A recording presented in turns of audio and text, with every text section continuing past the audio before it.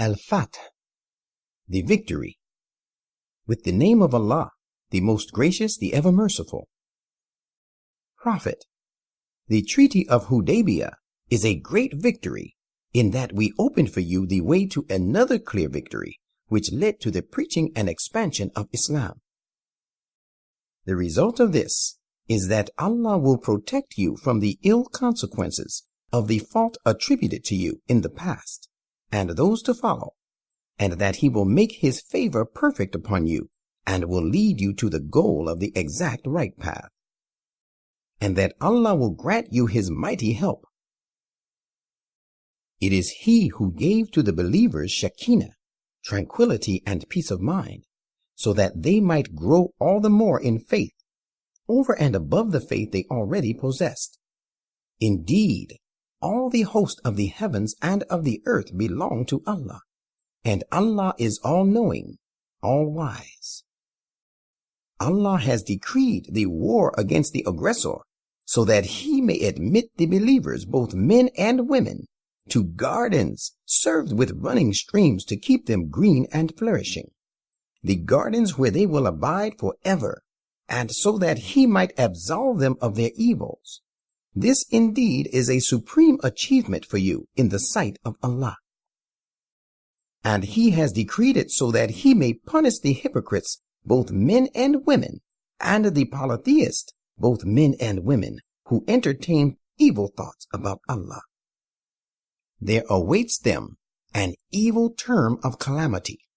Allah is angry with them and has deprived them of His mercy, and has Gehenna in store for them, and evil it is for destination. And all the host of the heavens and of the earth belong to Allah, and Allah is almighty, all-wise. Prophet, we have sent you as a witness to our existence and attributes, and a bearer of glad tidings and a warner.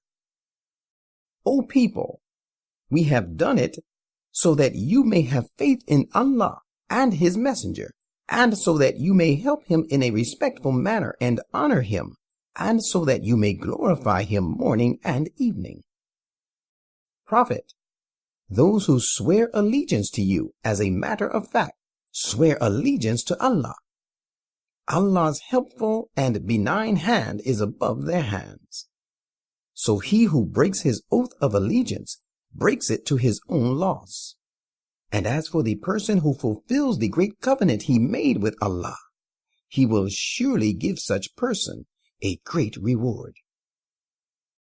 Those of the desert Arabs who contrived to be left behind will say to you by way of apology, "We were occupied in looking after our belongings and families, so ask for protection for us from God."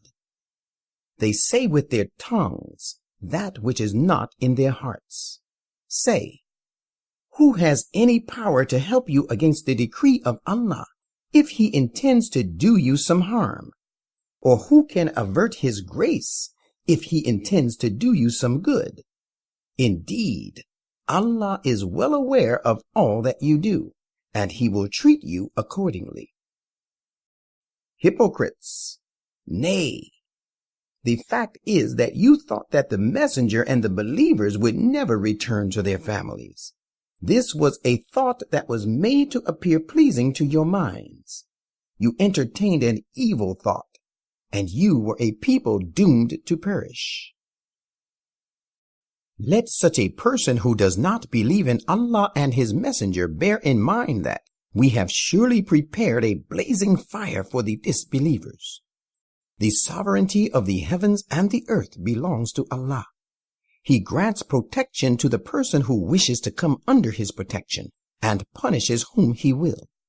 Yet the fact is that Allah is great protector, ever merciful. When you are free to set out to take the spoils of the war of Khaybar, those who contrived to be left behind from joining you at Hudaybiyah will say, "Permit us to follow you." They would like to change the word of Allah and His decree. Say, "You shall not follow us. This is what Allah has declared beforehand." They will thereupon say, "There is no such forward. You are in fact jealous of us. What they say is in fact wrong.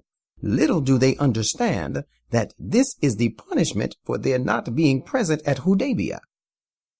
Prophet, say to those of the desert Arabs who contrived to be left behind, you shall soon be called upon to take up arms against the people, the Byzantine and the Persians, who are fighters of mighty valor. Then you shall fight until they submit. Allah will grant you a goodly reward if you obey. But if you turn your backs as you did before, He will punish you a woeful punishment. No blame shall lie on the blind, no blame shall lie on the lame, and no blame shall lie on the sick if they do not join the fight. Yet he that obeys Allah and His Messenger, He will make him enter gardens served with running streams to keep them green and flourishing. But he that turns his back, He will inflict upon him a woeful punishment. Prophet, Allah was well pleased with the 1,400 believers when they swore allegiance to you under the acacia tree at Hudaybiyah. He revealed the high standard of faith that they had in their hearts and sent down Shekinah, peace and tranquility upon them, and He rewarded them with an early victory at Khaybar. And a great many gains await them that they will take. Allah is Almighty, All-Wise. Muslims, Allah has promised you many gains that you will take, and He has given you this victory at Khaybar in advance. And as a result of the Treaty of Hudaybiyah, He restrained the hands of the people from committing aggression against you, that it may serve the believers as a sign, and that He may lead you on the straight and right path leading to the goal. There are, in addition to this, other victories which you have not been able to achieve. Yet Allah has surely encompassed them, and Allah has every power over every desired thing. And if those who disbelieved had fought you at Hudaybiyah, they would have certainly turned their backs, and then would find neither a protecting friend nor helper. Allah has explained to you His want, which has been in practice since the very past.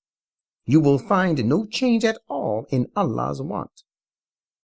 It is He who restrained their hands from you, and your hands from them in the valley of Mecca, on the occasion of the Treaty of Hudaybiyah, after He had given you victory over them. Allah observes all that you do.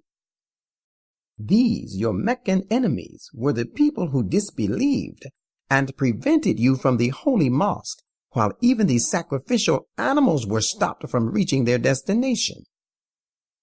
Had not there been at Mecca some believing men and believing women, as were unknown to you, and had there been no danger that in case of war you might have trodden them down, and thus you might have incurred some harm unknowingly on their account, we would have allowed you to invade Mecca, but we did not allow this, so that Allah might show His mercy to him who wishes to be shown mercy. Had these believers living in Mecca left from there and had been separated from them, we would have surely punished those of them, the Meccans, who disbelieved, with a woeful punishment. These events belong to the time when those who disbelieved nurtured in their hearts prideful indignation and cant, the indignation and cant of the days of ignorance, and Allah granted Shekinah, peace and tranquility, from Himself to His messenger and the believers, and made them observe closely and firmly the code of self-restraint, the code they were best entitled to receive and were also really worthy of. Allah has full knowledge of everything. Allah had surely fulfilled for His messenger the vision that conformed to the rules of wisdom. My faithful companions, you shall enter the holy mosque if Allah will, safe and secure, some of you with your heads shaved, and others with their hair only cut short, as is a prescribed right for a pilgrim. You will have nothing to fear. As for the time involved in its fulfillment, He knows what you do not know. He has, in fact, ordained for you a victory near hand at Khaybar to be gained before the fulfillment of that vision. It is He who has sent His messenger with guidance and true faith so that he may help it prevail over all other faiths.